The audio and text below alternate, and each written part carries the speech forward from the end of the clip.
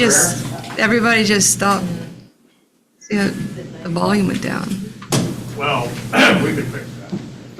We will begin at the beginning. Yes. All right, it is 9 a.m. and we are here for our morning business meeting, and we'll start with our invocation.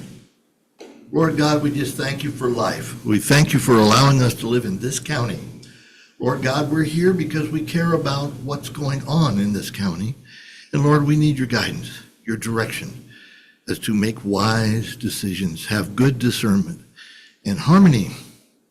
Lord God, we just want to thank you for being who you are and for loving us, creating us, and putting us in this place for your purpose. Guide us in Jesus' name. Amen. Amen.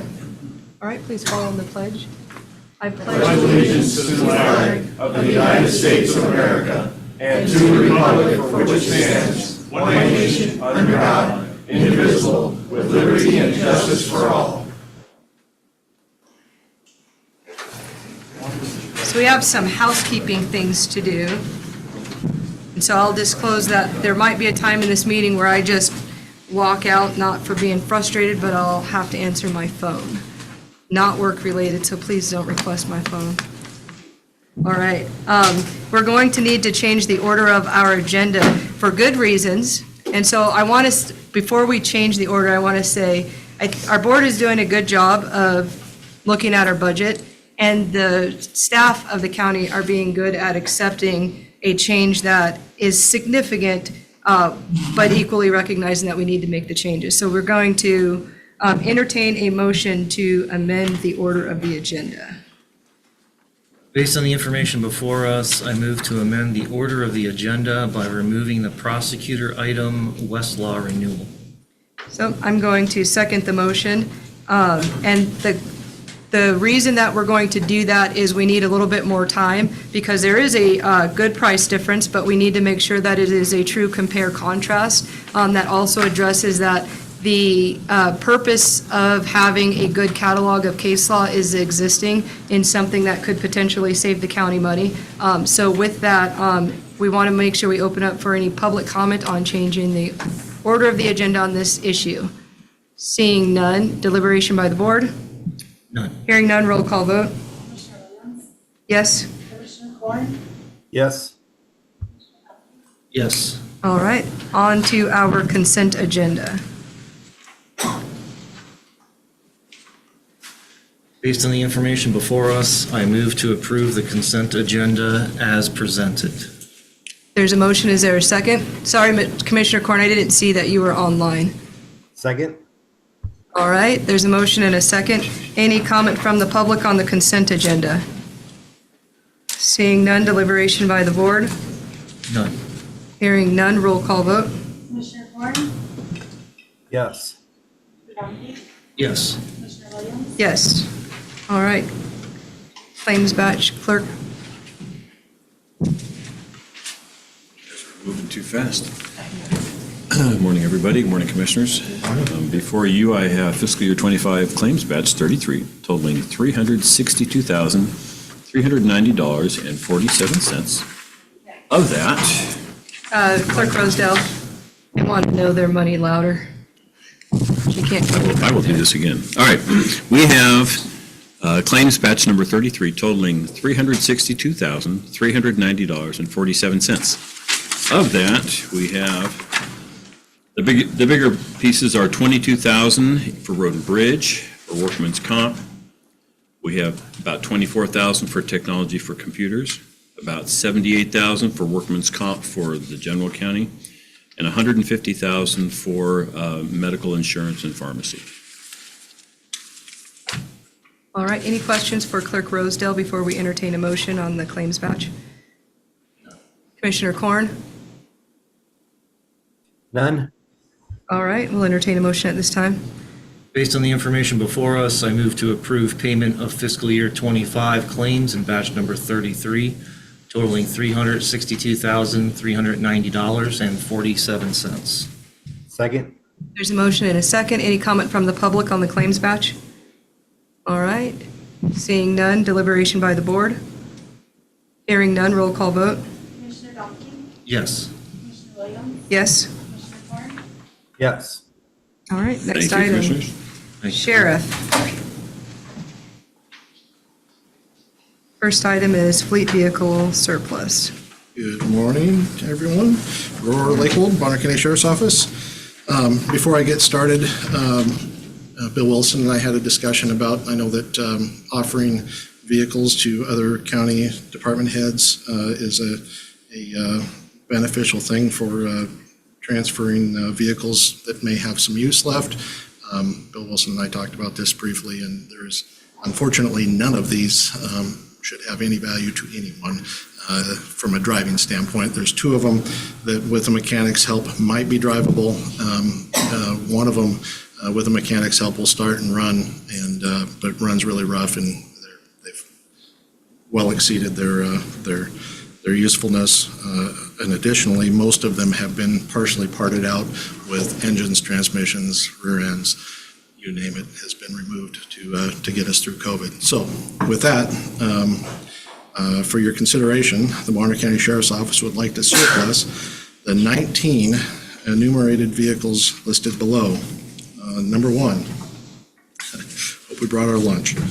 A 2002 Ford, last four of the VIN, 1362. A 2005 Chevy Impala, last four, 0469. A 2006 Chevy Chevrolet something, last four of the VIN, 9827.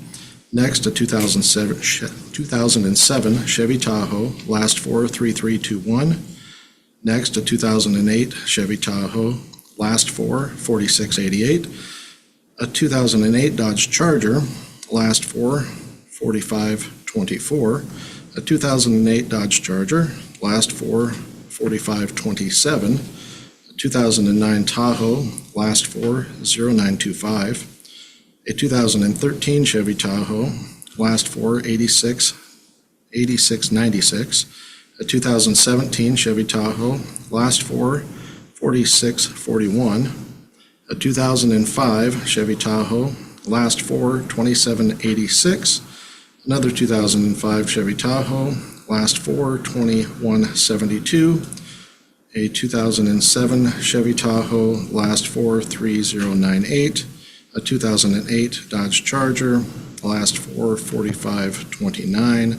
A 2008 Dodge Charger, last four, 4525.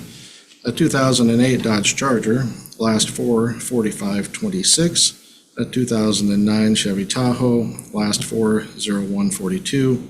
A 2013 Chevy Tahoe, last four, 8416. And finally, a 2015 Chevy Tahoe, last four, 5713. That one in particular was a total and then parted out. I was going to ask, as we get closer to this year, how are we getting rid of them? But you're saying totaled is Yeah, some the of these are 2000, accidents? the 2013 and the 15 were both totals. The 2000, in both of them, we removed engines, transmissions, and Okay. any other parts that have any value. I remember- Frankly, most of these is what got us through COVID and the lack of parts availability. I remember what the mechanic calls it is that you guys cannibalized your vehicles essentially There to, was a particular commissioner that suggested I not use that. I know, term but I anymore. couldn't think of, that was the first I heard of that. But that's what it is, because when we get to 2015, people are going to say vehicles in our, county only last 10 years. So I wanted to make sure we commented on that to say that these have been being used and they've exhausted their available use. My Yes. only other question is what's left of these vehicles, do they get recycled for any amount to the sheriff's office? So, to get rid of them, I guess, a question, I know that we use the public service auction site, and I can't remember specifically what it's called, but I think Teddy Lumpkin has been using that. We're comfortable using that either through her or an additional sign-on ourselves and using it that way. I think auctioning is probably the best route, and then if there's no interest auctioning, then we'll call Okay. scrap yards and ask them if they graciously come and haul them away. Thank you for explaining that. All So right. you'll seek the highest value first. Yes, seek the highest value first. If Any none- more questions from the board on this matter? Commissioner Corn? Nope, thanks. All right, at this time, we'll entertain a motion. Based on the information before us, I move that the county approve Resolution 25-35, Sheriff's Office Fleet Vehicle Surplus for the vehicles enumerated in the same resolution. Second? There's a motion and a second. Any comment from the public on this item? Hey, Bowman, your local fire departments might be happy to have those for extrication practice. Training, not practice. I'm sure that there will be some that don't get any bids, and we'll make them available to you first. All right. Any other comment from the public on that?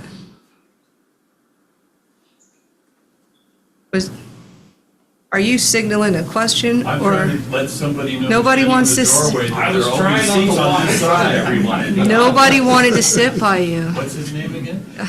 I know this man. I know what Trust his name me. It's all over the internet already. All right, okay. No more comments. Thanks for sitting next to our clerk. He was lonely. All right. Deliberation by the board.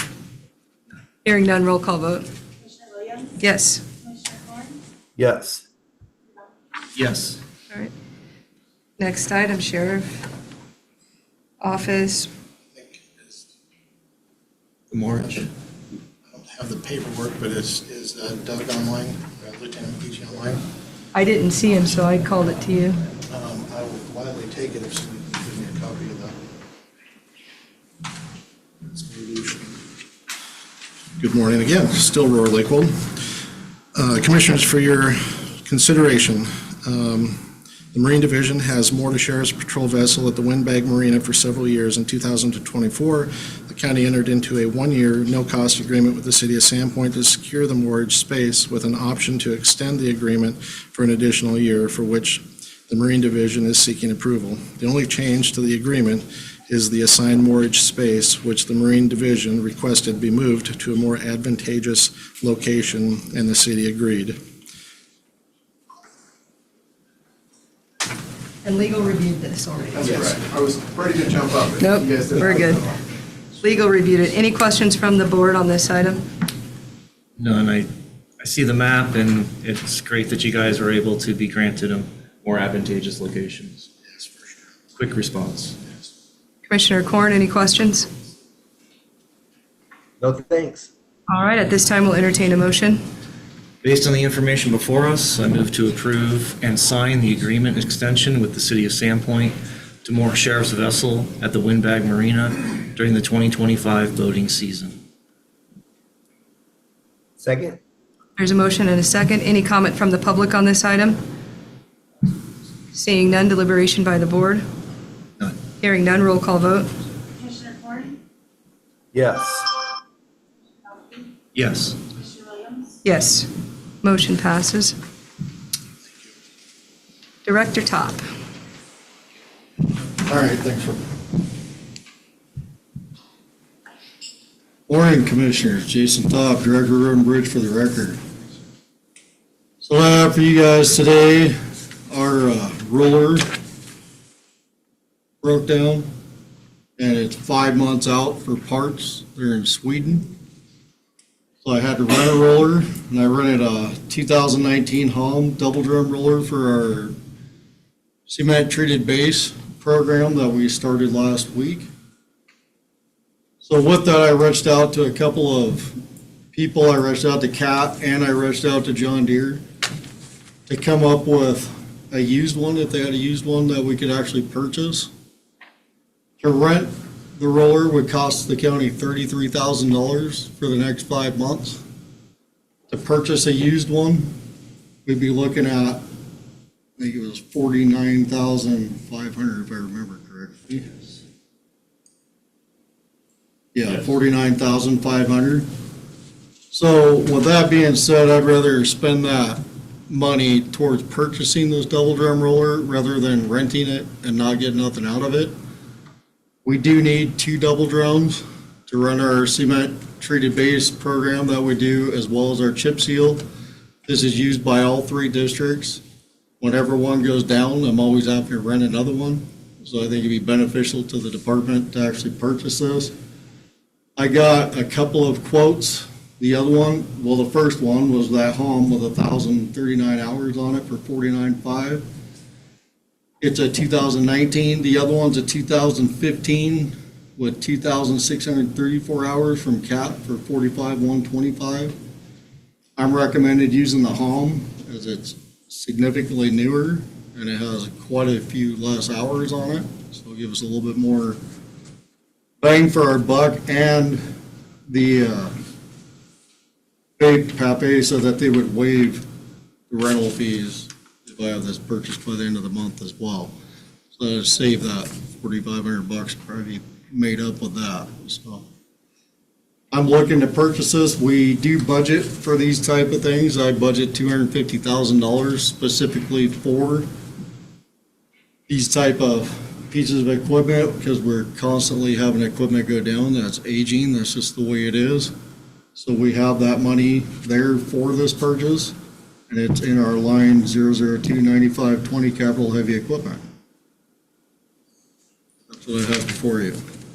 So I'll first say thank you for bringing two options because, you know, we like to be picky and make sure we're doing our due diligence. And I think that you've given a good argument for what your recommendation is and showing the cost benefit of those two. So thank you for that work in advance of bringing it forward. Does the board have any questions for Director Top? I don't have a question. I do also want to acknowledge, I appreciate the work that went into this for the price comparison, and I also know that some additional effort went in by the director to negotiate the no rental fee aspect of the contract should we make the purchase. So thanks for working that side of things with Pape to keep the cost as low as possible. So I think this is a good value. I think it makes sense to move forward. Okay. Commissioner Korn, any comment? No, 1,000 hours on a machine like that still should be pretty much brand new, so we should be good to go on that. All right. At this time, we'll entertain a motion. Based on the information before us, I move to approve the purchase of the 2019 Hom double drum roller for the sum of $49,500 from Pape Machinery. Second? There's a motion and a second. Any comment from the public on this item? Wayne Martin, for the record, Bonner County resident still. Approximate life expectancy on that? Well, our other one, we've been running for almost 15 years so far. So, I mean, they last a good 15, 20 years. We should get quite a bit of use out of this machine. Did you want to do a public service that says don't drive too close behind our vehicles while you're up here? Any other public comment? All right, seeing none, deliberation by the board? None. Hearing none, roll call vote. Commissioner Duffy? Yes. Commissioner Williams? Yes. Commissioner Thorn? Yes. All right, next item, Parks and Waterways. Good morning, Matt Zoller, Director, Parks and Waterways. Can you hear me? Yes, sir. Excellent. So this morning, item number one, only item, Bonner County is currently maintaining Dog Beach. Dog Beach is a BNSF railway right-of-way, not a Bonner County park or property. There is no existing agreement between Bonner County and BNSF Railway. Parks and Waterways would like to cease maintenance to this location due to lack of legal obligation and prohibitive costs. This decision is based on the 5/20/25 Bonner County Business Meeting discussion. Thank you. Any questions from the board on this item? Hearing no questions, we'll entertain a motion. Based on the information before us, I move for the county to cease maintenance at the Dog Beach. Second? There's a motion and a second. Any comment from the public on this item? Wayne Martin, still Bonner County resident. Signage for the property because it is a right-of-way, and people have been going there, that the county look at or Waterways looks at contacting them to BNSF to put signs up or whatever that, liability does not fall, on them or on us or however it can be done. And with Mr. Wilson being here, he'd be able to help advise on that. My view on that, and if the community is asking for a legal opinion, is it's not our property, so it wouldn't be for us to put signs up on someone else's property. But mentioning to them to do it. We can't make them put signs on their property. You want us to ask BNSF to put up signs saying private property? Okay. And I think it would be a good idea, and I believe that Director Zoller is intending as a result, if we move forward with this action, to let BNSF know that we're going to cease maintenance, so they'll have awareness that the activities that have been going on there historically will change. So hopefully they'll make a good decision based on that knowledge. So Matt, can you just make the comment about, since we're going to cease, that they should consider signage, or a suggestion to them in that regard? Yes, I'm in contact with the local Idaho land management branch of BNSF, and I will let them know if this moves forward to cease maintenance, that we will no longer continue operations as is, and that they should consider signage. Thank you. All right, any other comment from the public on this item? All right, deliberation by the board. I just want to restate from last week's discussion that, as the director presented, not only has the county been maintaining this piece of land that is owned by the railroad, or they have the right of way, I should say, owned by ITD, but now they want us to pay to lease a space for us to maintain. So I just want to be sure the public clearly understands that not only is there the maintenance cost, but they want us to pay a lease fee in order to maintain their right of way. So to me, that's a double no. It just doesn't make sense. It's not a fiscally responsible thing for the county to do, in my opinion. So before we vote, I just want to, we're referencing the prior conversation, but I want anyone who didn't hear it to be aware of that fact. All right. I don't disagree. I guess we thought we were going to get out of it with possibly just a maintenance request, not pay us to maintain. So any comment from you, Commissioner Corn, on this item? No, thanks. All right. Roll call vote. Commissioner Williams? Yes? Commissioner Corn? Yes. Yes. All right. Airports. Good morning, Commissioners. Dave Shook, Airport Manager. I have two items for you today. Excuse me. Excuse me. The first one is an amendment. We're requesting a grant application amendment to the AIP program 3-16-0033-024-2025 grant. This request is to amend the original grant application amount of $230,473 by $202,276 for an amended total grant amount of $432,749 on the AIP 024 allocated airport development. This amendment to the grant application incorporates bid pricing received for the project, as the original grant application was based on planning level costs prior to design and bidding. The additional costs are due to the number of trees identified during the design phase to complete the clearing and the need to construct an access road and slope stabilization following that tree removal. The FAA does concur with these cost increases. Any questions from the board to Director Shuck before we take a motion?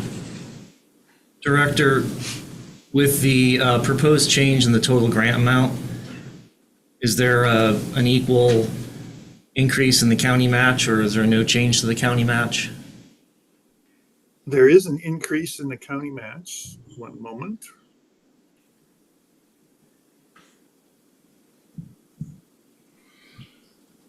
The new county match will be $21,637. The old one was about $13,000. And have you identified that those funds are available in the current budget?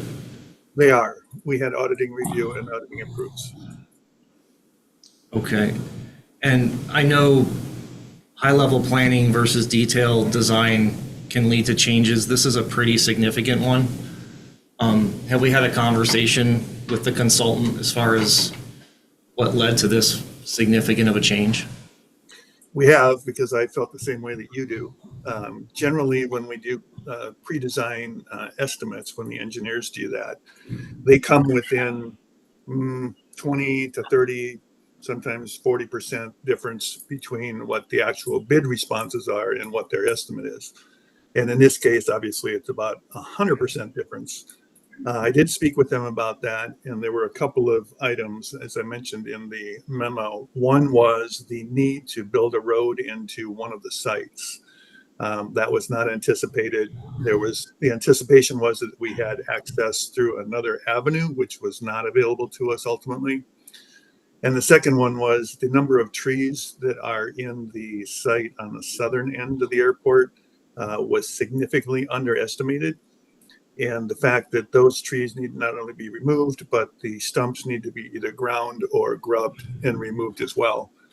And even though the grubbing or grinding of the stumps was contemplated in the initial estimate, the number of stumps was significantly higher, number of trees was significantly higher than first estimated. Direct, All right, sorry. go ahead. Do you have more questions? Commissioner Korn, did you have a question? So is this gonna go out to bid again?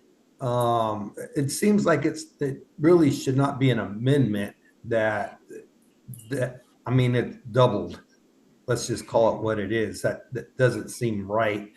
Somebody didn't do their job somewhere. It seems like that we didn't come up with the right amount of trees or whatever. It's like twice as many trees. A road has to be built that wasn't thought about before.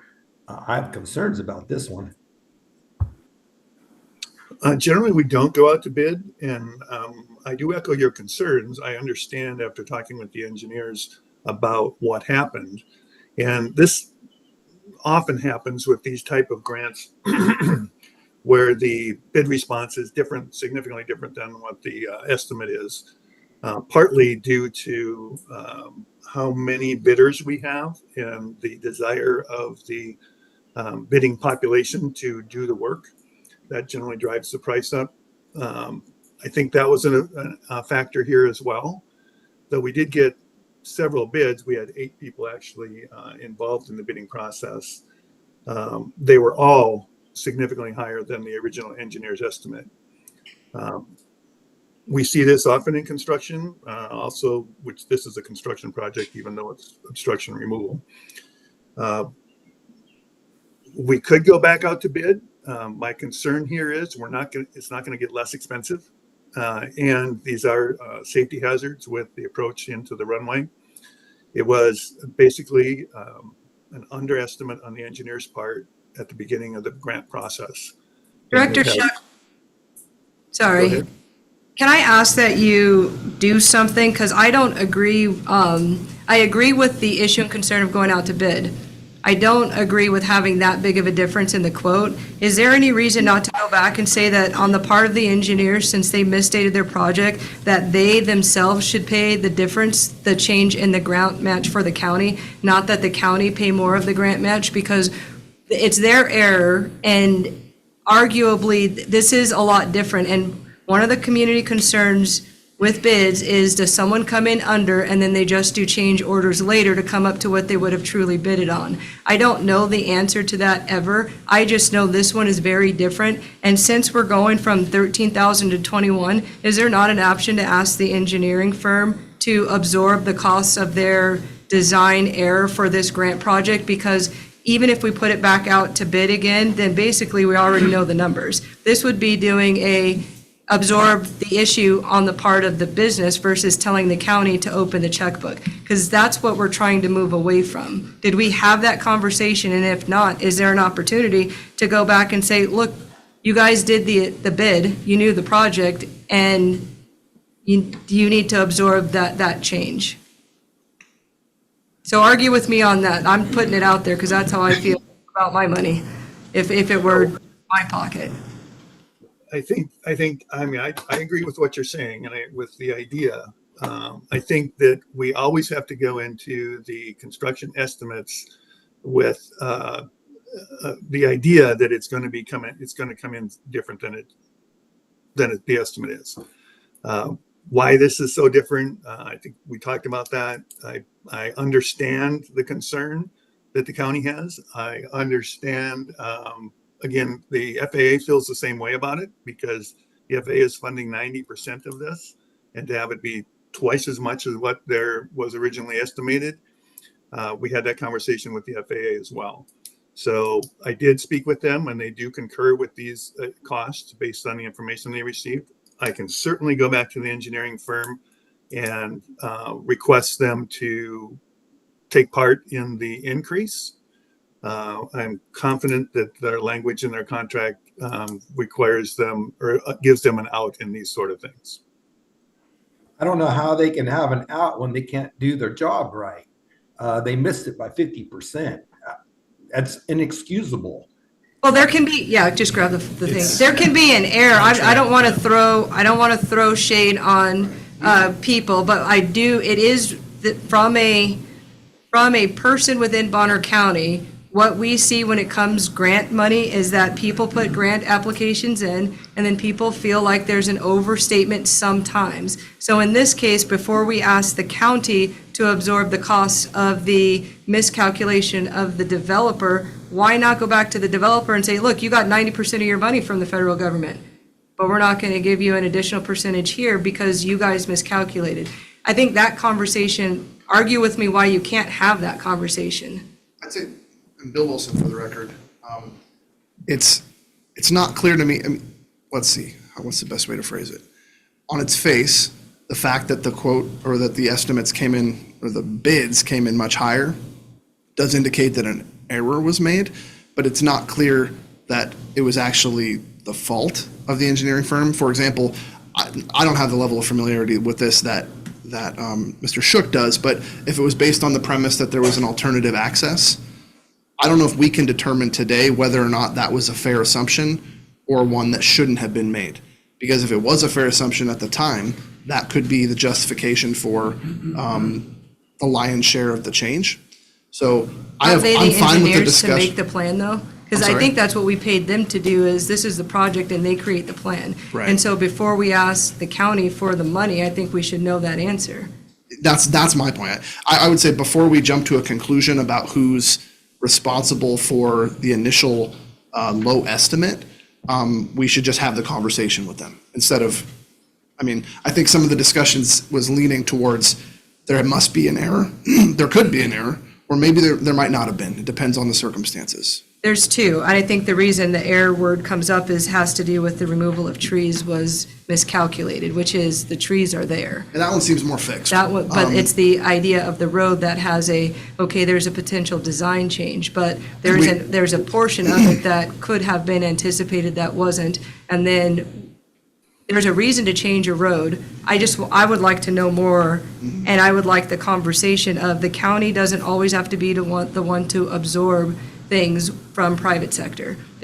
So I would like the conversation from my view of what are our options.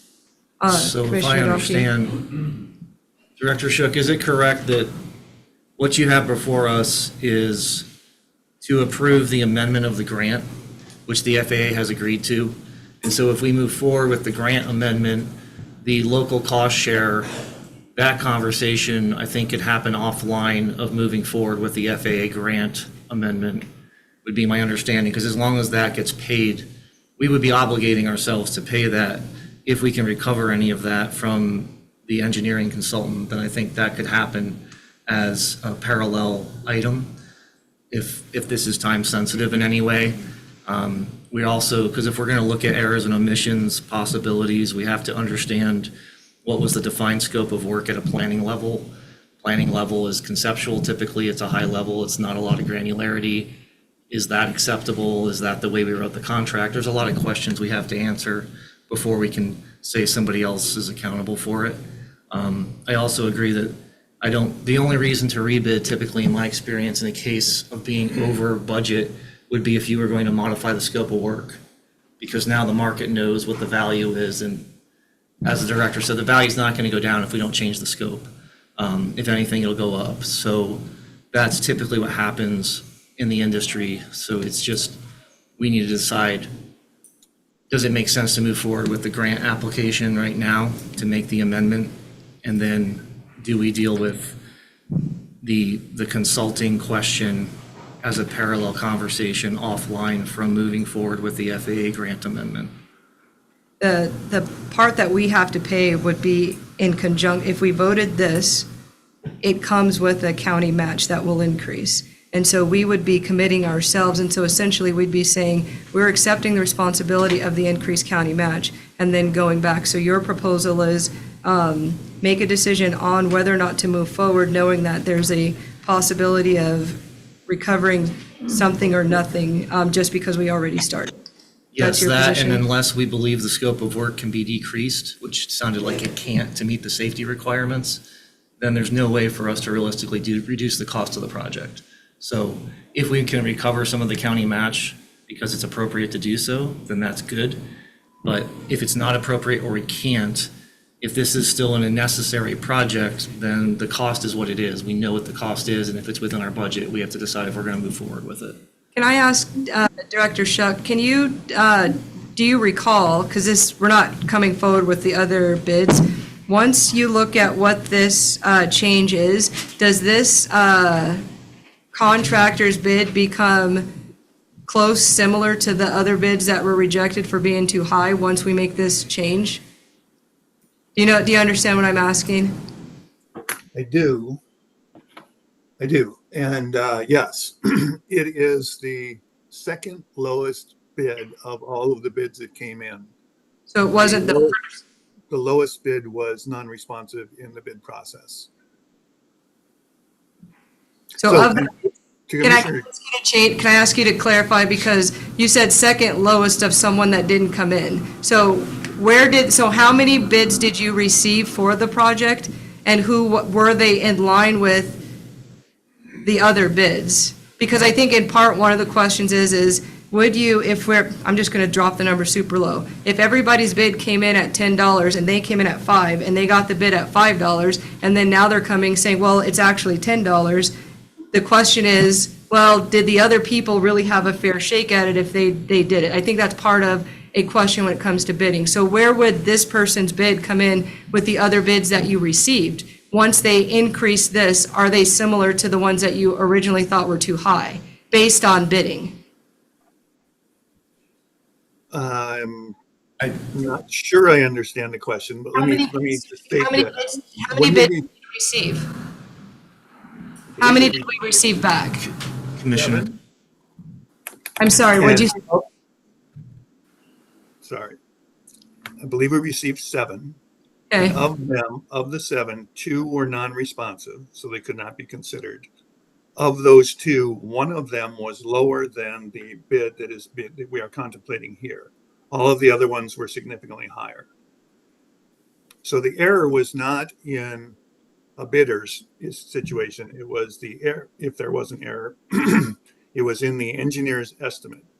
And when we calculate our budget for any of these construction projects, I request the commissioners to give us a certain amount of money in our county match line on the budget. And when this estimate came back from these engineers, I was surprised at how low it was. That didn't, excuse me, it didn't raise any red flags for me at the time. This was a year ago, close to a year ago. So having moved forward with the project and understanding, again, that we have to build an access road because the access we contemplated was not available to us. And the engineers, when they looked at the parcel, I think it's a 3-acre parcel, they did not walk through that thickly, densely wooded area and count each tree. They estimated from essentially the outside and looking at the clump of trees. So I can understand why they were off in their estimate of the number of trees to be removed. And since this is a tree removal project, that is the bulk of the cost, is the labor to remove those trees. Another consideration we have here, and Commissioner Domke is concerned, this is a time-sensitive decision for the board.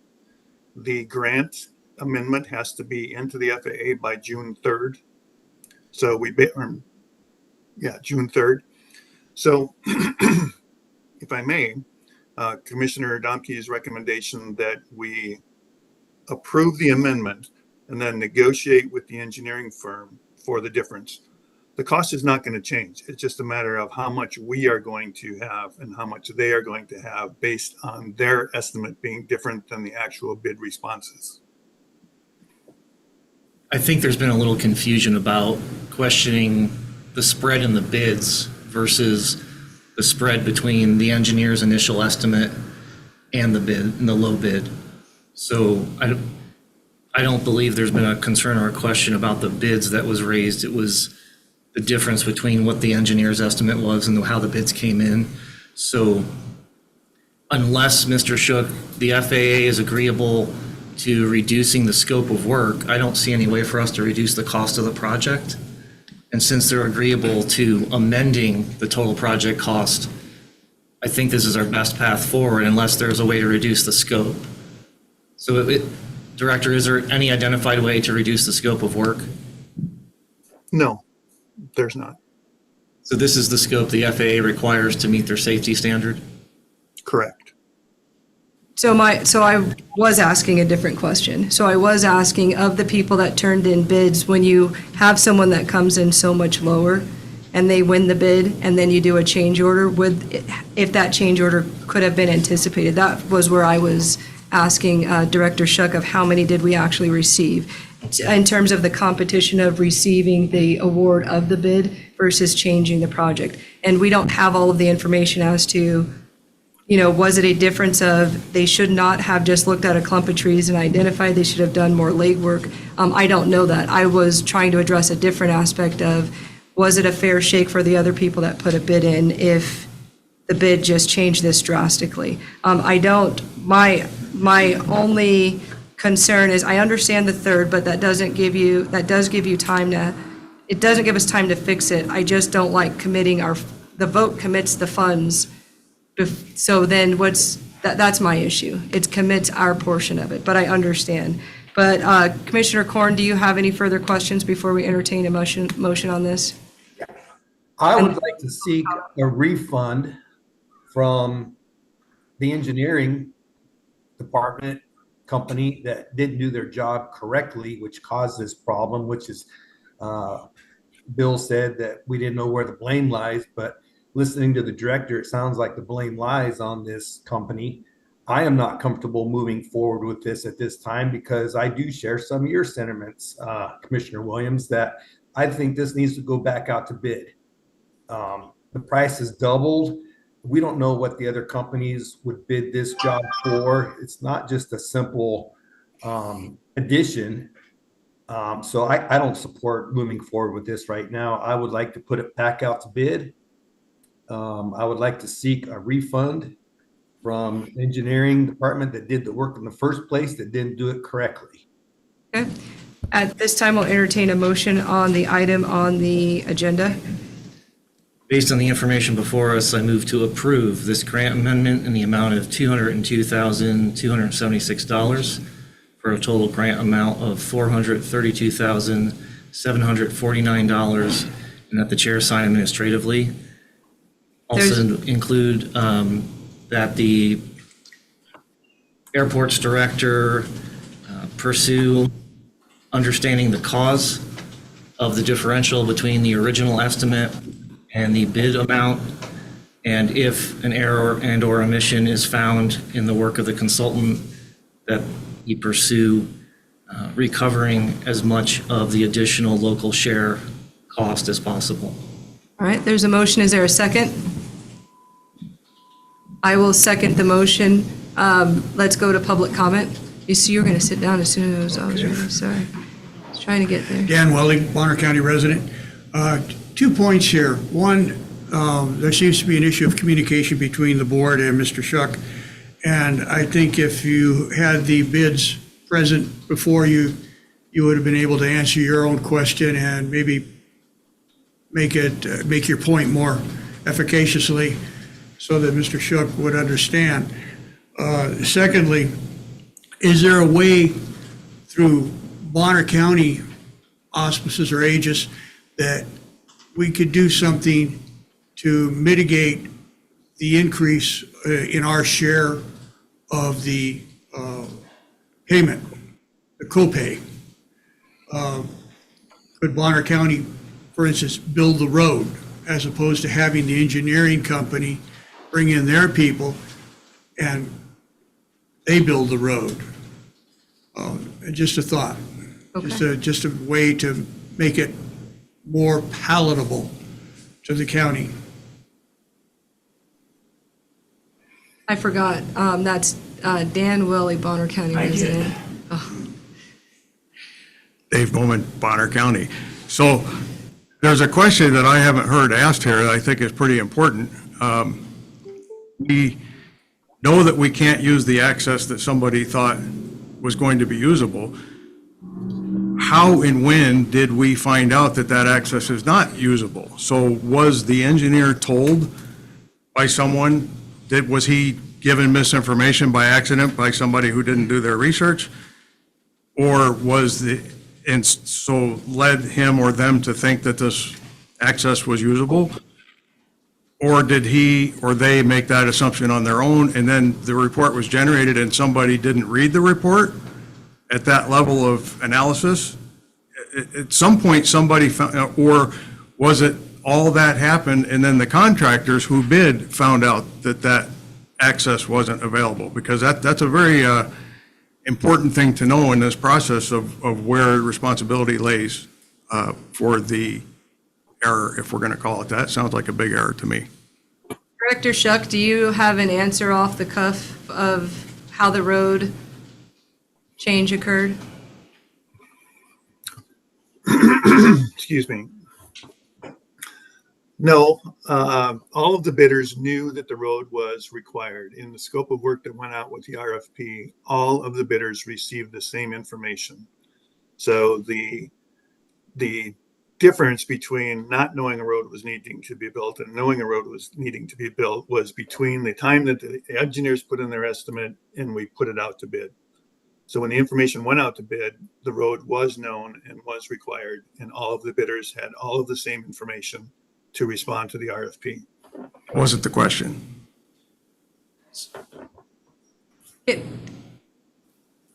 You're about to say something, so I'm trying to pause because I hear the air. So, but the way the question was posed is starting to blend the engineering work that was revised from its original planning estimate to the final documents that were produced that created the bid results. And so what the director is saying is somewhere in the engineering work from the original planning estimate until the final bid documents were produced, the scope changed. And that's what resulted in an increased cost. I understand that. So it sounds if like there's an error and omission, it's somewhere in that process, and we should track that down. Or was that discovered by the bidders? No, It was not. clarifying. It was Okay. not, we need to separate the two. Gotcha.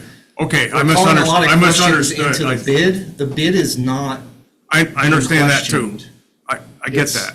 We've mixed the information somehow in Well, this I haven't, but conversation. we're having a misunderstanding. Okay. So I'm just going to say from my perspective, and based on the information that was presented, the engineer did an initial, what they call planning level cost estimate. I'll call it a conceptual cost estimate at the early part of the project. They changed the scope of work by the time they got to the final bid documents. How and why that changed is, I think, the question that we're all want to have answered, but we don't have the information before us to answer that question right now. So that is what I'm asking in my motion, is to go figure out what happened and determine if we should be asking for money back from that consultant. In addition to that, then, we have the bids that resulted from the engineer's work. In my opinion, in professional experience, when you have that number of bidders that show up and bid the same set of plans, we now know what the market price is in our area to do that work. If we go out and rebid, everyone knows the minimum cost on the table to do that work.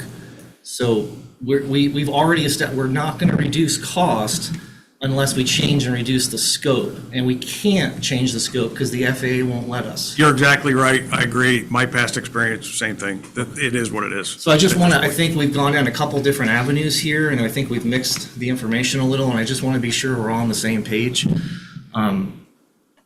So I don't believe we've been given any information to think that we have a problem with the bids. I think what we have is a problem with the initial estimate until the final scope of work was created.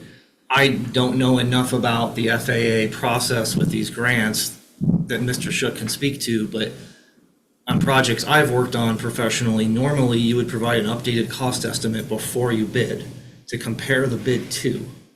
It appears that that may not have happened. So, Mr. Shook, is that?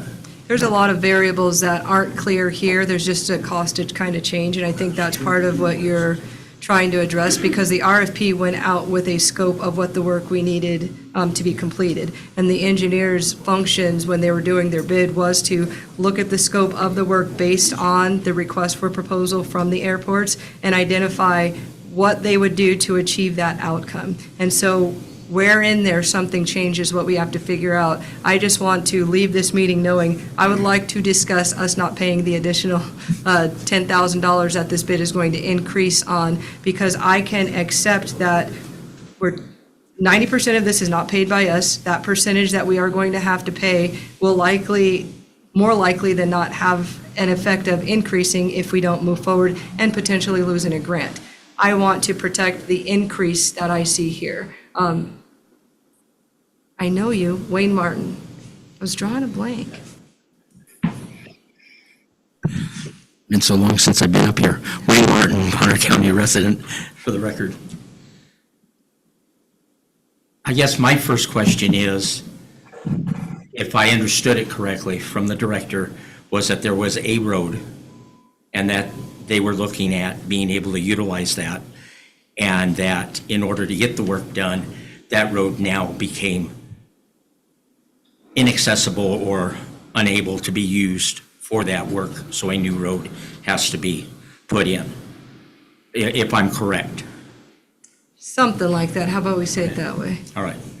And then the second, I think that there's a problem with the engineers, whether they did not walk it to check the number of trees, or whether it was possible to use a drone or some other technology to know trees, because what I believe that I heard the director say was that there were a lot more trees there than the engineers looked at or thought were there. And that increases the cost because time, energy, and all. So even from the standpoint of, you misdiagnosed basically the work, there needs to be recovery on my part, or my belief. Okay. Thank you. Thank you. All right, we will close public comment and go into deliberation on the board. I don't want to say there's an error. There's something that needs to be reviewed, and we're missing some information. My takeaway on this one is I want to not just accept that the county absorbs something. I want to do our due diligence to see if there is a change that occurred through no fault of our RFP process. Who should be the responsible party, especially in a situation when 90% of this project is being paid for by the federal government. And I think that's us doing a due diligence of our part. I have questions about how it changed, but we're not going to figure all of that out and maintain the grant because there's a timeline for that. I want to say thank you to Dave for having that hard conversation with the developer or the engineer as well as the FAA on this particular project. I would like to get follow-up at our next meeting as to kind of where we are with understanding what took place and the potential that maybe they write off our portion of the grant match from the engineer if there's a finding that it was within their control, because changes can happen. I don't like changes on projects, but part of what I want to pay attention to is not just this project, but so that all people that put in bids feel like it's a fair shake. And so that's why I was asking the question of were they in line of the other bids that originally came across as too high looking, if we're changing it, because we're not doing a compare contrast at this stage, to make sure we're holding ourselves accountable for holding our community accountable as well. But that doesn't mean that there's a nefarious act on the part of the engineer. But if that's where I am, I would like to see about very specifically, will they, if there's a finding there, Dave, if there's an opportunity for them to absorb some of this match. Yes, and we have a very good relationship with them, and I'm very comfortable having this conversation with them.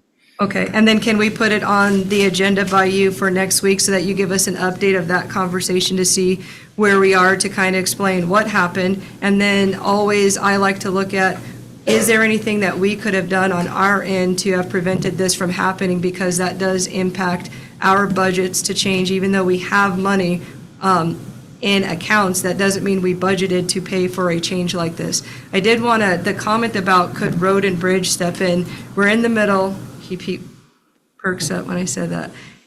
It's their budget too, to say, pull them off of what they're working on to work on someone else's project. That's why sometimes that's not an option. But that doesn't mean we don't think about that, because Director Top does do a good job of helping out other areas. But in this one, this is different. This is a different type of a project to work on, because it also has different requirements with the federal government. So, in as much as I'm sure he was ready to say he'd volunteer after he got his new roller, that he probably wasn't going to be able to help them with that. But we're looking outside of the box on all of the costs that come our way. Anything else, Commissioner Donkey? I just think that the motion on the table gives us the ability to secure the grant and the flexibility to track down whether those concerns that have been raised about the local match warrant any action. So I think we're doing our due diligence and fiduciary responsibility, but I also don't want to lose the bids we have out there and the grant funding that we have available, because the fact that the FAA has bought into this cost increase is a significant factor, and I want to make sure that we capture that. Okay. Anything from you, Commissioner Korn, before we call for a vote? Have we looked into seeing if we can get getting an extension on this grant? We did. One of the challenges we run into is in the new administration, there's been significant changes in personnel at the FAA offices, and they are very overwhelmed with the schedule that they have now. And so this was pretty much a requirement to get this done in this time frame. And if I may, I agree with Commissioner Donkey that yes, we can have the conversation.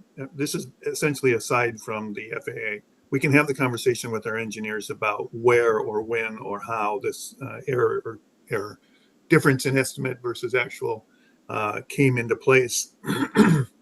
But I think it would be in our best interests to agree to the amendment at this point, because any change is not going to be any cost increase by delaying is not going to be less than the difference we're paying right now in our county match between what the estimate was and what the actual will be. Anything further, Commissioner Korn? No. All right. Were you going to say something, Director Shuck? No, thank you. Okay. Roll call vote. Commissioner Korn? Abstain. Yes. Commissioner Williams? Yes. Motion passes. Thank you. Excuse me. I have one more item. This is a grant application for Priest River Airport ALP, that's Airport Layout Plan, update for Phase 3, that's AIP 3-16-0058-200-200-2025. This is Phase 3 of the Airport Layout Plan update for Priest River Airport. This grant will fund the final phase of the Airport Layout Plan and narrative, and will include project grant administration, facility requirements, and alternatives. Updating the ALP will identify non-standard conditions and pursue solutions to create a safer airport for the flying public. The total grant amount is $57,332 and requires a county match of $1,434. I recommend applying for this grant. Any questions before we take a motion? Hearing none, we'll entertain a motion at this time. Based on the information before us, I move to apply for this grant and that the chair sign administratively. Second. There's a motion, a second. Any public comment on this item? Seeing none, deliberation by the board. I think we wore them out. This is not taking our money though, so we're quiet on giving us money. All right, roll call vote. Commissioner Donkey? Yes. Commissioner Williams? Yes. Commissioner Korn? Yes. All right, next item. Discussion, budget review, road and bridge, airports, departments with capital improvements. So if you guys have had an opportunity to watch our very exciting budget hearings, you'll see a difference, and I'm going to pick on our treasurer since she came over there. One of the things that, if you watched Commissioner Domke and myself do these workshops over the last few days where it felt like weeks, months, years, we're being very detailed. And it is not because we're asking, but also because the community of directors are coming forward with the level of detail that we're asking for on these budgets. And for those that aren't in the room, they're watching us and then they go back and they change it to be more specific. So when you look at the presentation by our treasurer, the level of detail I wanted to kind of highlight so that you can see a difference as we go through these workshops. One of the things that you see differently is, I'm just going to give you one of her explanations so that you can understand what you're getting from this new budget process that we've been working on.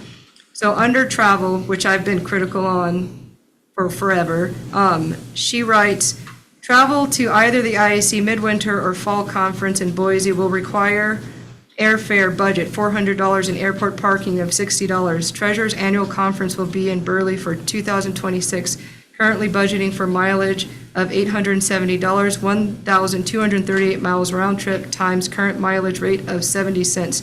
Airfare is too far out to book, but booking at current airfare to fly into Twin Falls Airport about $600, and then a rental car would be about $300, bringing the total expense to fly. We're being detailed. That's just one bucket. She did a whole spreadsheet that gave you the detail of every dollar that she's asking for. So when it came to a point where she said, I'd like to keep $3,000 in this particular bucket, you can accept a director or a elected official that's going to give you that level of detail in your budget. And that's what you're seeing from our directors and our elected officials, is they're bringing forward and sitting through the back and forth that Commissioner Domke and I keep doing of, but why is there a miscellaneous category? And let's change that from such a high miscellaneous dollar amount to something that we can very clearly identify. And for some of them, you won't see their budgets come back because, as you can tell with hers, she did not want to come back in front of me and Commissioner Domke. She was one-stop shop. That's why she put all the work into it. But you're seeing people do that. And that's a huge difference from what Bonner County has seen in terms of budgets. The goal that I have for the county is that we move, and the clerk's office is in agreement of moving more towards the idea of zero base, removing the idea that because we've always done it that way is not the standard for how we spend Bonner County money, and holding ourselves accountable, knowing that we're not going to be able to drill down to every little penny, but what we are going to do is be able to give some answers so that you can trust us when we say we need a dollar amount in this section, and we might not be able to clearly tell you all of the reasons why we feel that's reasonable, but because we've been consistent and being very diligent on every other aspect, that we're earning your trust in the way that we are doing this budget. So I want to thank all of the directors and the staff members and clerk's office and Commissioner Domke as we sit back and forth looking at each other, because now we can read each other's thoughts on how to do the budgets and have those conversations. It's been a huge eye-opener for the county for us to look at some of the leakage. One of the other things I put on here for budgets are departments like Road and Bridge and our airports that have projects. So we're going to look at, and I'm going to start with Road and Bridge. So Road and Bridge has projects that will go over more than 1 year. And so during a conversation, I made the comment about why not do something like a capital improvement account so that we're banking the money and the interest associated with the project to help reduce the strain on our budget. And so one of the options that's available that points to our treasurer again for helping us identify what's the best way to manage this is to identify a dollar amount, that dollar amount for like Road and Bridge. There's a project where you guys heard he wanted to bring forward pulling $350,000 out and handing it over to LTAC. And at that meeting, I said, well, why don't we keep our own money and earn our interest? That's what we're looking at. And so there's an opportunity for us to do that within our own budget, hold on to the money. But when I put the resolution next week, I'm wanting the conversation to be clearly heard that we will have to carry over that dollar amount. So don't mistake his budget for saying he's got millions of dollars there. We're carrying over a project in a line to gather interest on it, which I want to say the interest rate estimated was about how much did I say? $26,000 a month approximately? Roughly, right. $26,000 a month that we could be banking to put into to projects. And that's a huge thing for Road and Bridge to do, and it's something that I'm looking at in other areas like our airport so that we can start moving forward and have our money work for us. And so that's a slow process, but specifically for Road and Bridge, it will require a resolution of the board to be able to do that with his money. So I'm going to send that over, after I finish writing it, over to our attorney to review, and then we'll vote on doing that with Road and Bridge money. That is a huge shift, because just because he's getting the money, there's also a little bit of a drop because it's not, the county, I believe, was getting the interest off of the Road and Bridge money. So we're putting his money into the bucket to do our road and bridges, okay? And then building that up for road and bridges. Roads have been a conversation in our county for forever and will continue to be. This is a way to get ahead of as much as we can, looking at opportunities within that line. People reached out to me about how do the smaller roads fit in the budget, because we don't see those changes. And so the harsh part on road and bridges is if you're a small road that's less than 175 people traveling on that road, you're not getting a hard surface put on that road. There are opportunities to go to road and bridge with a collection of your neighbors to say, hey, we want to pay to make our road a hard surface. But somebody asked the question when they heard my comment about capital improvement projects, will we just have a bucket for the little guy that has less than what that required is? And that's what it means to live in a Rural. yes, county. That's how much we work together. He knows what words I can't say. That's what it means to live here. But there's opportunity to reach out about, can we get hard surfaces on roads?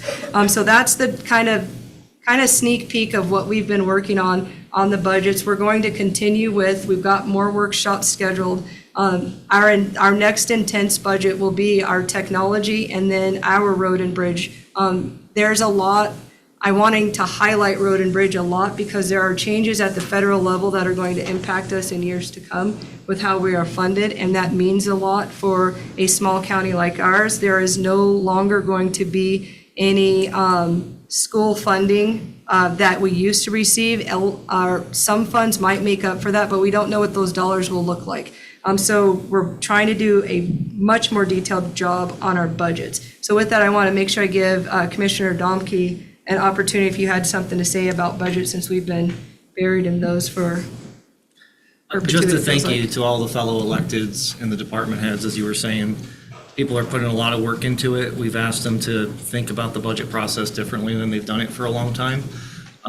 Change is hard, but people are adapting and coming forward with very useful information. They're answering what seem like really simple, silly questions, but sometimes it leads to conclusions and conversations that there's a better way for us to track our spending. Instead of people having to redefine terms, we can actually change terms and find line items that make sense and build things that are clear and understandable. So I appreciate everyone's willingness to go through the process as a team, as a group, so that we can do the heavy lift together and just build a better product that's easier for everyone to work with in the future. So my thanks to everyone for sitting through these long conversations where we ask a lot of minutia questions about simple things, but I think we're going to ultimately come up with a much better product in the end that's going to be easy for anyone in the future to pick up, look at, understand, and then amend as needed. So my thanks for everyone's patience. That's a really good comment too, because one of the things we're asking is for people to put the justifications in the system so that people can go in and see why something was there or why it's not there, so that we're not playing guesswork, but that there's a history within our system to be able to track that, which has required a lot of patience on the part of staff, because we are being nitpicky on some things. But so huge thank you to everybody for not just participating, but then seeing it and doing it on their own. And to the community for being gracious with us and the staff as we sometimes see things like, we're doing what? And we're like, well, we're just changing it for the better. All right, any comments from the public on what I said on budgets, capital improvement projects, all things money. No? All right, next item. Action, discussion, decision regarding BOCC administrative review and structure. So these don't require us to have motions. We're just making some changes here. So first is, you've noticed that we have our one staff member down in our office. We're not wanting to run overtime. This is our absolute busiest time of the county, from budget hearings to workshops to our BOEs. And so one of the things that we started doing last week, especially it was just Elisa, myself, and Brian, and we're working through, but then when we had a lull, we were just closing the office. So I wanted to kind of publicly make that comment that don't come unplanned unless you see something on that schedule, because we're kind of running the office through limp mode, so that we don't have to overwork staff, but also so that we can get some breaks and stick to what we have on the schedule, because this is a lot of work that we're pushing through. The meetings are quite long and arduous, and we also have to remember, although we're elected, the clerk's office are staff members of the county, and so we're trying to be considerate. So I appreciate the patience, but if you come and you see a sign on the door that says the office is closed, that's what's happening, is we're closing the office when there's some downtime, because we're not doing overtime or anything like that. We're just working with what we have to work with, and that's one of the changes that you're going to see. We are actively looking for a third person. Veronica is back this week, so there will be a little bit of light lift for Elisa now, hopefully. So that's one of the changes. The other change has to do with vice chair. So the reason this is on the agenda is, and we have to do it in an open meeting, it doesn't have to be a motion. So Commissioner Domke and I have been going back and forth for, it feels like forever right now. There needs to be a vice chair that's in the building consistently, so that they can take on the tasks that a vice chair would take on. Also not just looking for one person. And so with that, my request, we had this conversation early last week when we were kind of struggling with scheduling and what the county is doing, and everybody looking for one or two commissioners, to switch vice chair to Commissioner Domke to address the flow of the office, because it can't just be, for example, one of the things that happened last week was I've been dealing with my own little health thing. Someone came that was sick. I couldn't be in the room. I didn't want to chair the meeting. But because there was no vice chair, what I was directed to do was just to ask Commissioner Domke to do it while I stayed on Zoom in the office. We need to have the real flexibility that exists with vice chairing the meetings and other things that come up. So for that reason, the request is to switch vice chairs from Commissioner Korn to Commissioner Domke, and that's specifically just the attendance and flexibility of the schedules. And so this conversation was had early on last week when we were trying to ascertain what the schedules of the commissioners were. My schedule, I post, even if some people will see, I even post my medical things, so you know where I am and what I'm doing. I account for my time. The staff know where to find me and what I'm doing. And that's kind of what we're looking for in vice chair, is not just for our office, but external people within the community and of Bonner County to be able to know where is a commissioner when they need a. Any comment from the board on that item? Oh, yeah, I find it pretty interesting. This is the first I've heard of this one. Looks almost like there's things going on behind closed doors, and I'm not making any accusations or anything, but I guess as Commissioner Domke would say, show me the data of where I've missed a meeting that you've asked me to be the vice chair because you were not available. I've never missed a meeting. I have probably logged more hours in that office than either of you, and I find this pretty interesting that you want to pull this little stunt while I'm out of the office. Well, Commissioner Korn, it's not a stunt, and it's actually because you're out of the office, there needs to be flexibility of the commissioners that are here. And so if you look at your email, the clerk's office has emailed asking for what's your schedule and how you're operating, and that's part of what's creating the need to have a vice chair. So it's not you can change vice chairs all the time if you want to. You can come, when you come back to the office, you can have that conversation with the board, but right now, there's actually not a reason to think it's nefarious or a stunt. It's Commissioner Domke and myself have been the ones in the office. We've been in the budgets. You've received communication asking, what meetings will you attend? And you're saying maybe. And so there's not a way for the function that is commissioner to depend on a maybe when they need to have two commissioners present and one has to chair the meetings. And that's what we're talking about right now. I don't see that, what that would have to do with being the vice chair. I also do have in my possession a county phone that I can be reached at 24 hours a day if anybody needs anything. And I haven't been contacted at all by that. So not sure why we even have that either. So Commissioner Corn, the conversation that Commissioner Williams and I have had over the last week is the administrative semantics of the fact that you really can't functionally chair a meeting remotely. It's very difficult to do. The time lags, not being able to see clearly who's in the room and what's going on and who's trying to speak. So that's the conversation, is if the chair is not present physically in the room, then there needs to be somebody in the room that can chair the meeting. Otherwise, it just doesn't work well. So that's the issue I want to resolve, and then we can revisit the conversation when you're back in the office. Does that make sense, Commissioner Corn? No, it seems totally fine that you two have already discussed this and everything and worked it all out. So that's cool. Yes, when we have a challenge administratively to do the day-to-day business of the county, we have to figure out what the solution is. Okay. All right. Any discussion on that item before we go to our next item?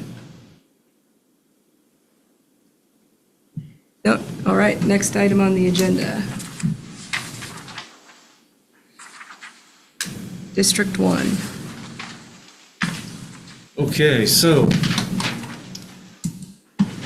I'll narrow it down to 4 things. The primary areas where I've been receiving community comments and questions and/or feedback, where I've been focusing my time and efforts, have to do with people's questions regarding road maintenance, paving projects, things of that nature, as you might imagine, given this time of year, the season that we're in. Again, please continue if you have questions, ideas, or concerns to bring those forward to myself. I'm happy to answer as I can. Otherwise, I defer to Director Top because he's the subject matter expert. You can approach either one of us with your questions. As was stated earlier, there's a lot of effort going into budget development right now, and so those efforts will continue to both through the meetings and then working independently with different directors to figure out how we're going to try to address the budgets for each of the departments for the coming fiscal year. And then the 2 real kind of heavy lifts right now are the ongoing updates to the comprehensive plan, particularly the land use component and the map, and then the zoning code revisions. There are some minor revisions to Title 11 and 12 happening at this time that are being worked on. For those who didn't hear at last week's meeting or this morning's session, there's a lot of conversation happening with regard to cell towers and broadband telecommunications in general, and the fact that the state passed House Bill 180 and how that's going to impact us as a county and our ability to regulate these cell towers in our community. And so we have improvements that I believe need to be made to our cell tower ordinance. I think it's probably going to happen in a series of stages or phases. It's too heavy of a lift to try to do something significant with the timing of the law change happens July 1st, so we're going to be playing catch up to that. But I think we can do some things that will help to protect the community better than our current ordinance is doing in the short term. And then further down the road, I think we can do something that's even more comprehensive and more robust with our ordinance. And so we're going to need to continue working on that to bring forward ideas that can be vetted and then ultimately used to improve our ordinance. So I'll be focusing efforts on that. between our very intensive hopscotch of budget meetings over the next few weeks. All right. That's all I have. Does anybody have any questions on any of the items that I presented?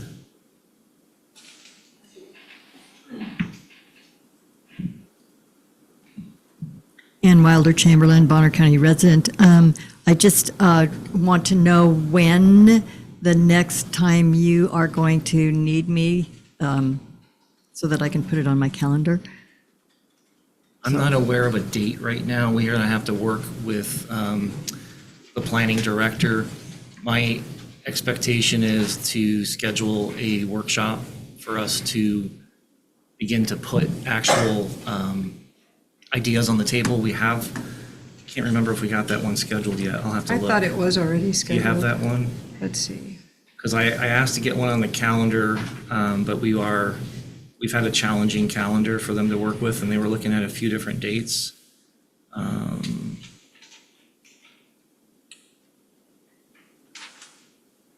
see.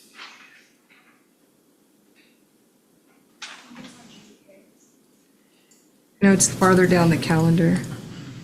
Yes, it's workshop with planning regarding broadband is on June 10th at 1:30. 10th, thank you. Okay, I can do that. Okay.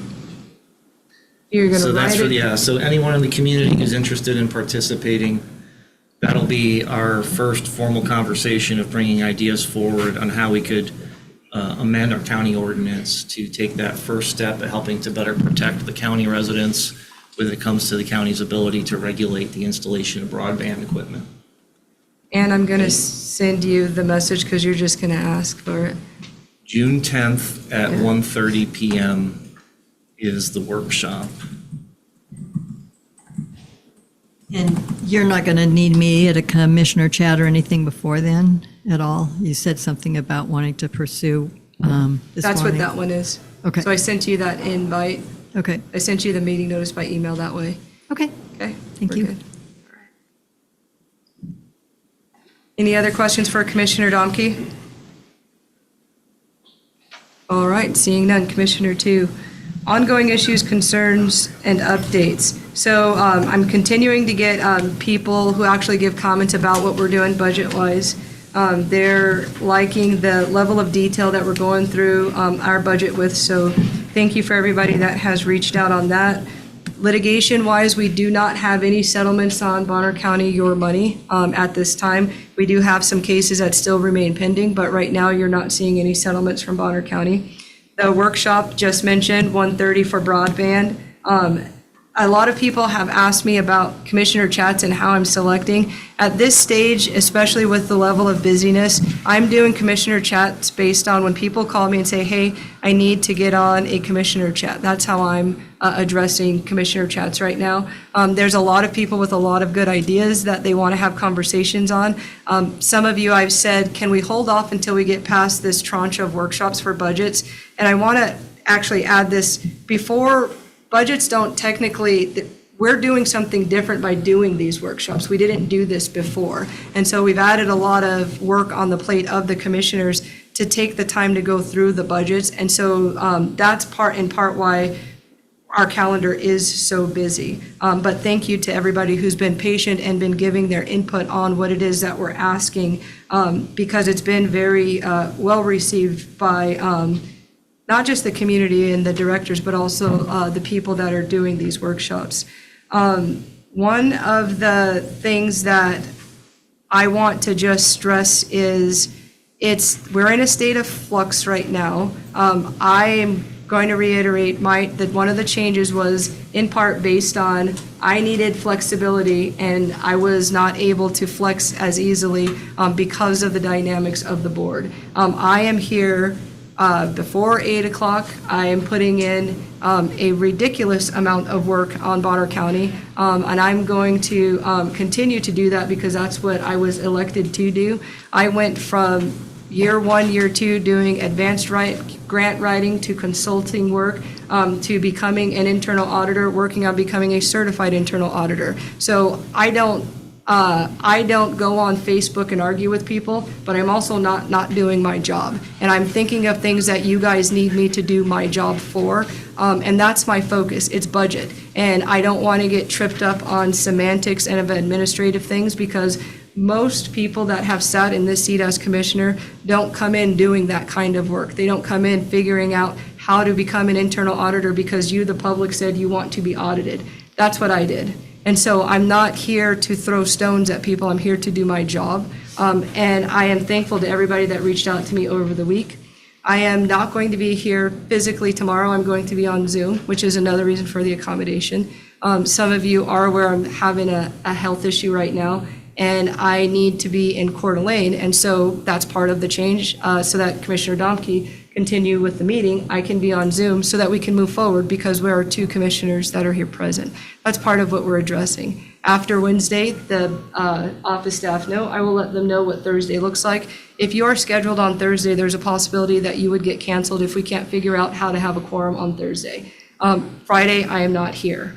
So that is my disclosure of my personal issue, but so that I'm anticipating the flurry of stuff on Facebook. This has to do, I need some accommodation. I've worked here for a good amount of time through a good amount of stress. I did not take a vacation. I'm waiting to take a vacation. But right now, my body is taking a vacation without me. And so I am needing to have a little bit of slow time. So it is uncomfortable, and I'm sure it's uncomfortable for Commissioner Domke to have me say, I need to make that switch. But it is to accommodate me, and I'll be okay accepting the selfishness of absorbing changing vice chairs so that I can have some flexibility.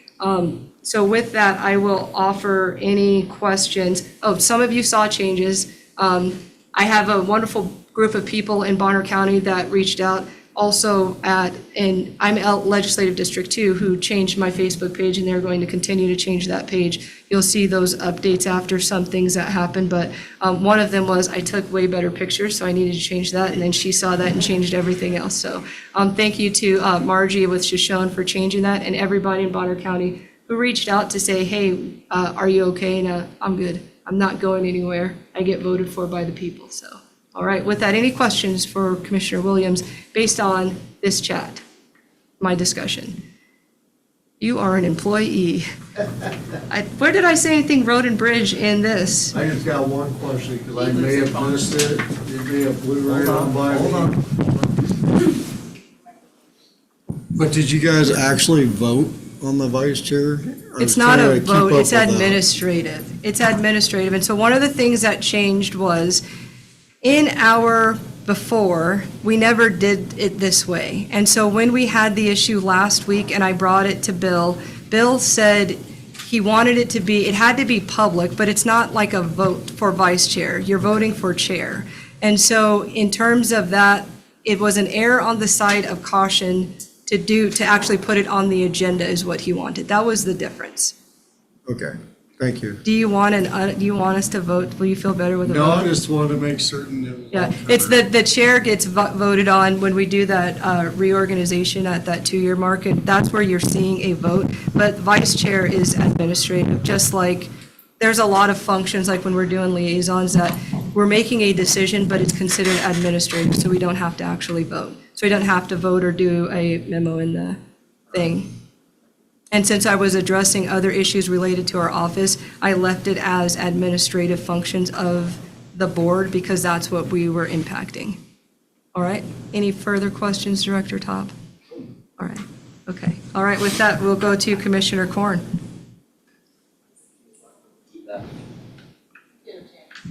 Okay, all right. Public comment.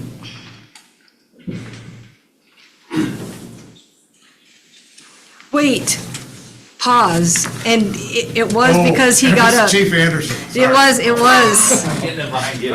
Only, I needed to give an update. I forgot about fire, though. So I am in Legislative District 2. We are Spirit Lake Fire. Our levy passed. A lot of what the community asked me about, it's not my problem. A lot of what our community asked was, Old people. can you get your people, like, just slide them back? Our people in our southwest Bonner County voted 60% for the levy.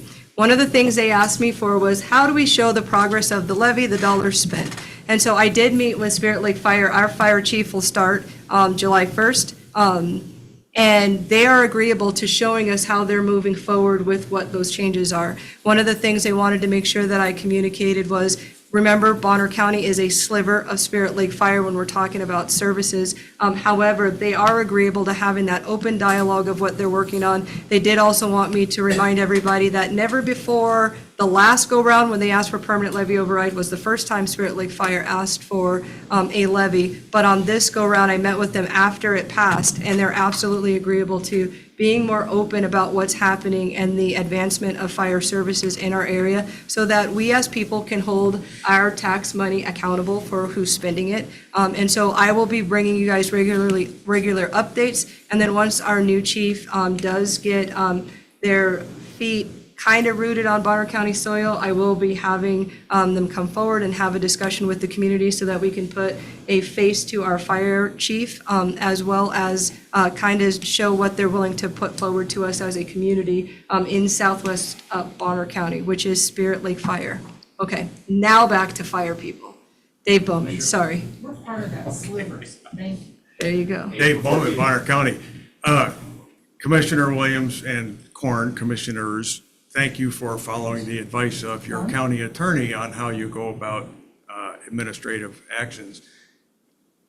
That was a good segue, because you also followed your attorney's advice and your planning director's advice back in March when you instituted a moratorium on MLDs. I'm sure somebody will correct me if I'm wrong, but that was brought forth by the planning director in conjunction with the county attorney, Bill Wilson, if I'm not mistaken. So and then it turned out that that was wrong, and Commissioner Domke fell on the sword for making that mistake of following the assistant prosecutor's advice and the planning director. Interestingly, last week, Scott Herndon, the chair of the Bonner County Republican Central Committee, weirdly decided that he wanted to pass a resolution, or have put forth one that did get passed, to censure the two of you for following the law. Because after you made the mistake, you followed the law that says if you acknowledge a mistake and then you cure the mistake, which you did, then there's no harm and no foul. Now, somehow, Mr. Herndon, in his attempt to try to remain relevant, because it seems like the only thing he has left of relevancy is the chair of that committee, and I'll say, as a conservative Republican, I am embarrassed on his behalf and that committee's behalf on their actions. And furthermore, aside from the censure, think about this, that the Central Committee, which is supposed to look out for the rights of the people, and I'll say Commissioner Korn as well, are upset because you're taking land use decisions that have turned into major subdivisions that are supposed to be decided on by elected officials, but through shenanigans have been decided by an appointed bureaucrat, taking the power away from the people. And here the champions of those decisions are our Central Committee, politically active Christians, and Commissioner Korn. So I think, and really also Bill Wilson, who guided that wrong decision, did not own his mistake. And let's remind people that he serves under Prosecutor Lewis Marshall, who gets elected without opposition every 4 years. Think about that, folks. It's a big deal. Thank you. Thank you. Chief A, how's that? I'm going to be a lot less animated if that's okay. I met Jeff Armstrong, Bonner County resident, fire chief for a couple fire districts around here. You may have heard of me. I met your fire chief, outstanding guy. He doesn't come from California, so he's got that going for him. But he's an outstanding guy, and I'm really looking forward to having a colleague and somebody that thinks at the level that I do. So he and I are communicating not on a daily basis, but we check in with each other, and I'm excited for him to start. A lot of people have reached out to me since the levies, disappointed with the vote, disappointed with how it turned out. I'm not specifically disappointed with that because I think the community needed to speak on fire protection and their voice was heard. I'm a little disappointed in some of the comments that are made and the misinformation on both sides of the issue. And I think we need to weed through that and figure out how to heal as a community moving forward. There is an opportunity that's presented with us, and we're going to get some great information coming out at the beginning of June on, the community says, I hear it on Facebook, live within your means. Okay, great. I got a fire engine that's broken down. I just got my insurance renewals this morning in my email, 20% increase on my insurance. So please tell me what living within my means is. The only thing that I can control, like I said in my statement, is personnel costs, and so I'm looking to reduce that over time, reduce those personnel costs, and make sure that the Sagal Fire District specifically can address some of the things that are coming up. So stay tuned for the exciting changes. I think it's going to benefit all of us. A couple specifics that I'm going to continue to kind of bring up, because the only way you can really combat mis and disinformation is to continue to present facts. Talked about the increases. Currently the Sagal Fire engine's broken down, front end issues. Continue to have issues with this. So the Sagal Fire engine is broken down. So that's going to be probably another $20,000 to fix, just so folks are aware. Volunteers. I've said to you before, as leaders, we own the problems of the past. But every now and then I have to step out and defend myself. I'm the first fire chief and 3 fire chiefs that's given any effort to the volunteer program. And I haven't been out there breaking my arm, patting myself on the back about it. And maybe that's the problem, so that there's assumptions made that I'm not doing anything about volunteers, or that I'm trying to fire them or run them all off. Going to the board next month to ask for $30,000 in equipment to outfit the volunteers that we have in the pipeline ready to attend training. I'm also asking for $10,000 for training. House Bill 208. We're not consolidating the fire districts. That's not on the agenda. What we are doing in July is we're going to have a workshop with the 3 boards and sit down and talk about what are we doing? Why are we doing what we're doing? Should we continue in this direction? How can we continue to support each other, or do we even want to continue to share a fire chief moving forward? We're also going to have a town hall, so the people that don't want to be at the workshop can come to the town hall and hear what happened at the workshop. If you don't want answers, don't show up. If you want to continue to talk into an echo chamber, don't show up. If you want to continue to post stuff on Facebook that's untrue, don't show up, because you're going to get answers, you're going to get facts. Thank you very much. Thank you. Mr. Martin. Wayne Martin, Bonner County resident, for the record. Thank you for the budget sessions. Sitting there and watching them, I felt it was like 5 or 6 weeks. Wow, thanks. But it's going through, and I really appreciate you guys trying to That's like do a war. better job of, where the money is going and being spent. Interesting things coming out across the nation with ambulance and EMS. I will get you folks information with Chief Armstrong. There are 3 manufacturers that do 80 to 90% of the building of fire equipment, engines, ladders, rescue vehicles, and all.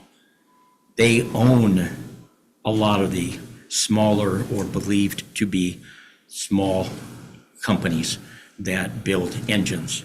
They control the costs and the availability of chassis and body parts and equipment and all. There are a few independent companies out there, but not very many of them. So the costs that are associated with it are extremely high because of that. In the US, we tend to have an idea that bigger is better. And the way that we build things in the community.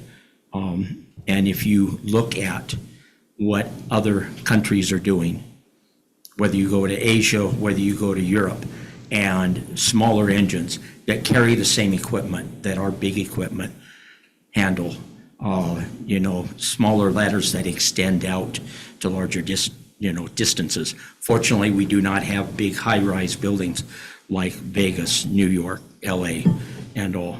But I'm concerned for the rest of the county. I happen to live in Spirit Lake Fire because of what's going to happen. I am concerned about the wildfire situation that's going to happen, and especially if the group of people that are meeting down in Boise dealing with developers having an easier time of getting their projects passed and all, and not requiring things to protect the citizens, because that is a big thing. I think that all three of you have worked very well together. I hope you will continue to work very well together. I am sure that it was not a personal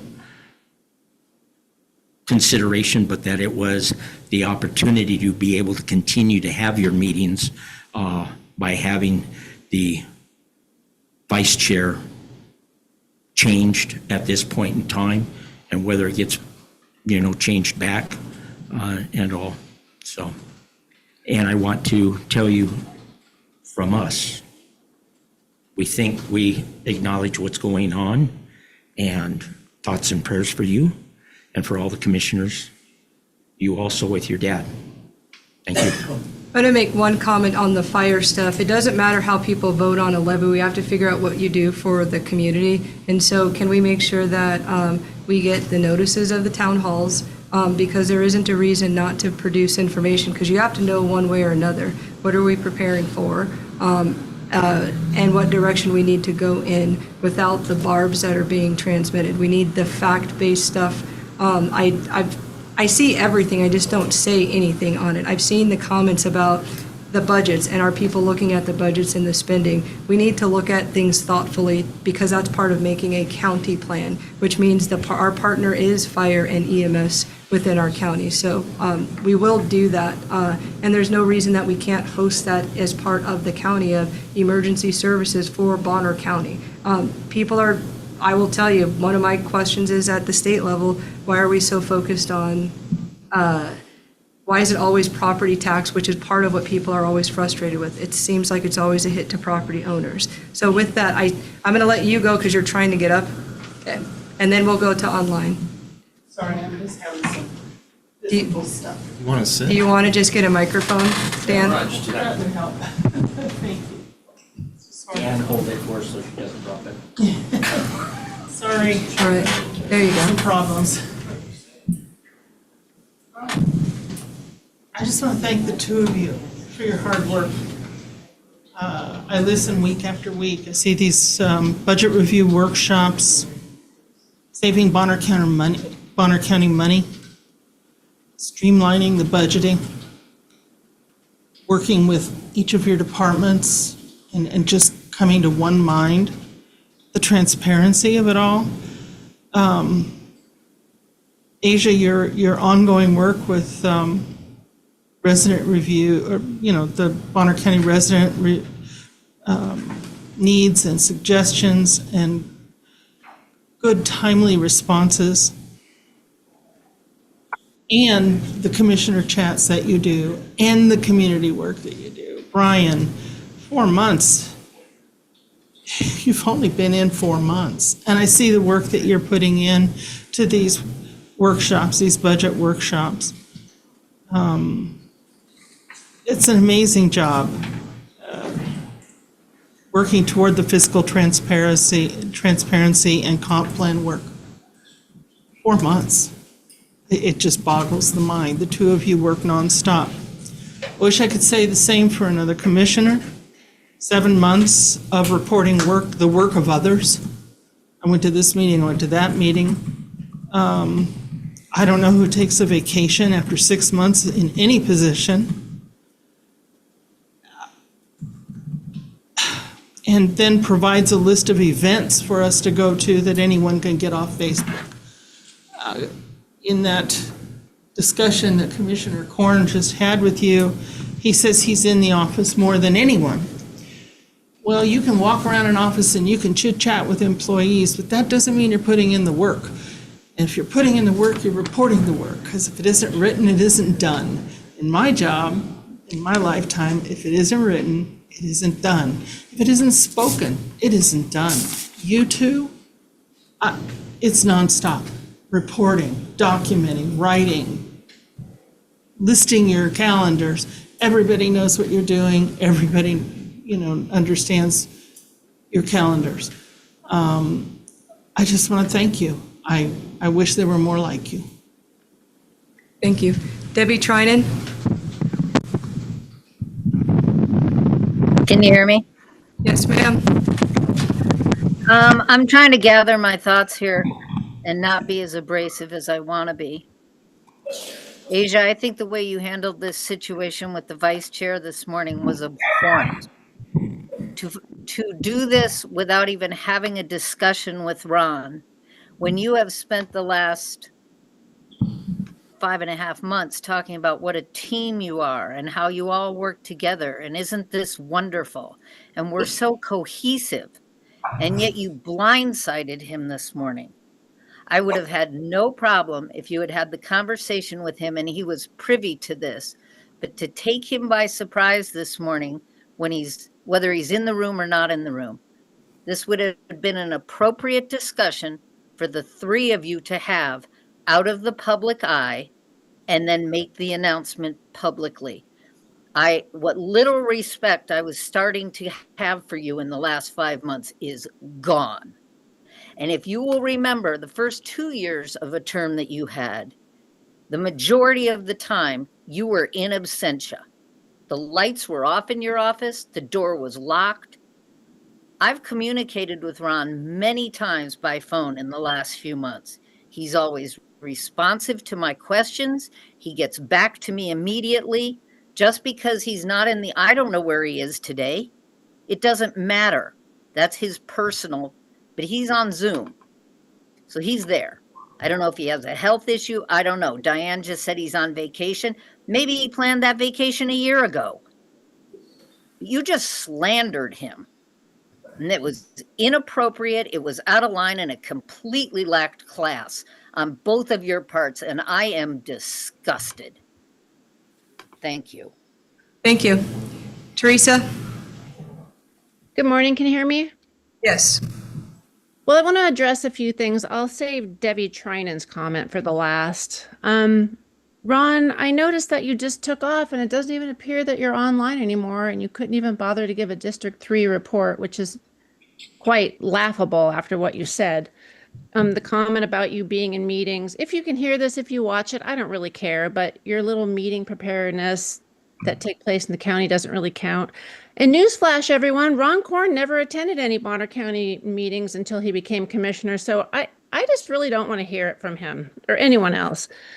And what happened in the Bonner County Republican Central Committee last week, you want to talk about disgusting and blindsiding?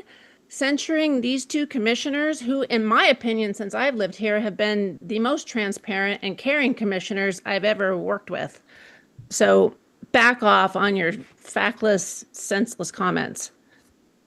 Talk about shady, Ron Korn. Did you know about the censure? Did you know about that? I'm pretty sure that our county commissioners were blindsided last week. And where is it on the Central Committee Facebook page or website? I haven't heard a peep out of him. Where is Mr. Herndon? Where is Mr., like Dave said, pretty much irrelevant now and grasping for straws? And any hope of him becoming senator over my dead body or any support from me is completely gone for our Central Committee. I'm just completely outraged. So on that note, I really don't have anything else to say other than the division in this county is just continuing on like it did with McDonald and with Luke and Bradshaw. And you know what the common denominator is now? Ron Korn and PAC, politically active Christians. Thank you very much. Asia, I hope you're feeling better and everyone have a good rest of the week. Thank you. All right, Commissioner Domke, any comment before we close out? It's a lot to unpack. No, I'll let the public's comments speak for No themselves. worries. All right. Not engaging in it. No worries. All right, it is 10:48 and this